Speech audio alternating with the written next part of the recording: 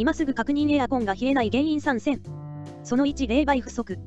エアコンのフロンガスが不足していると冷却効果が低下します。